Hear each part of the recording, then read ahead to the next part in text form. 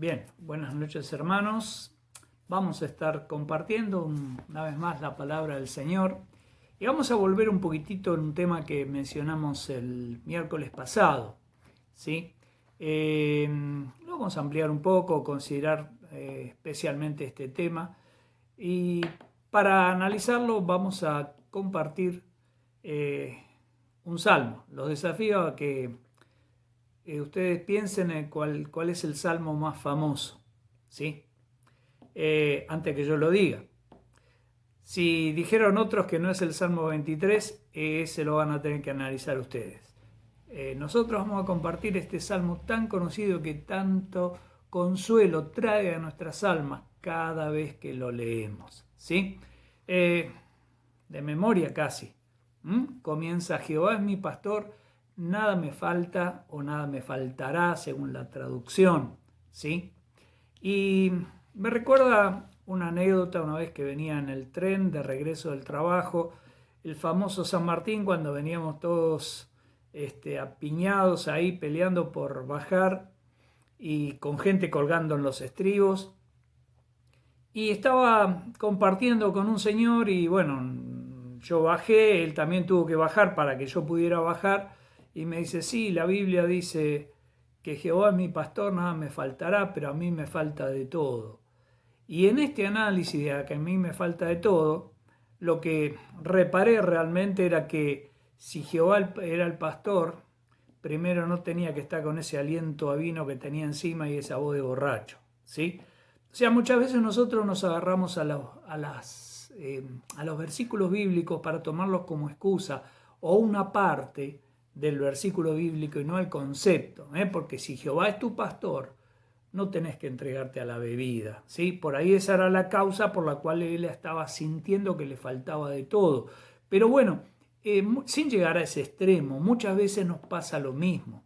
Estuvimos hablando el miércoles pasado del contentamiento, estar contento con lo que Dios determinó en su voluntad para cada uno de nosotros, ¿sí? Y lo que es principal en todo esto, y quiero recalcarlo, que contentamiento no es resignación. No quiere decir que tenemos que estar resignados a nuestra realidad, ¿sí? Sino por el contrario, tenemos que buscar la voluntad de Dios para nuestra vida. Y como dice Romanos capítulo 12, la voluntad de Dios es buena, agradable y perfecta.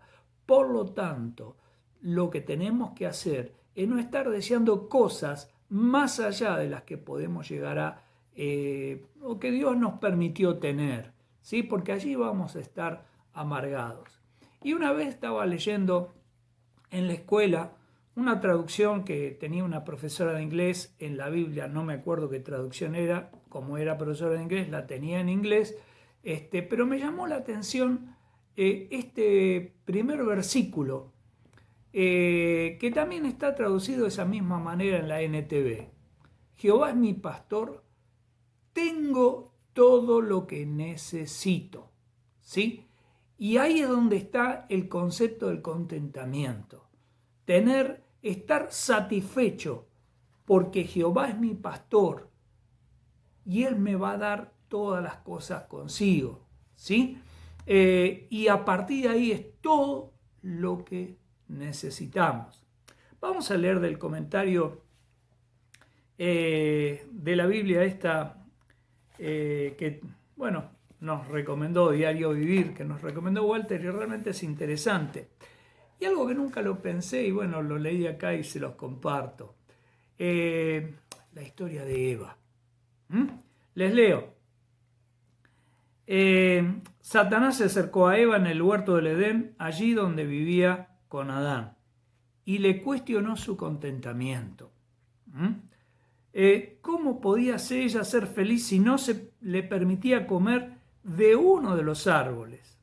Ahora bien, Satanás influenció a Eva a que apartara la vista de todas las cosas que Dios había hecho y le había dado, y se enfocara en la única cosa que le había prohibido.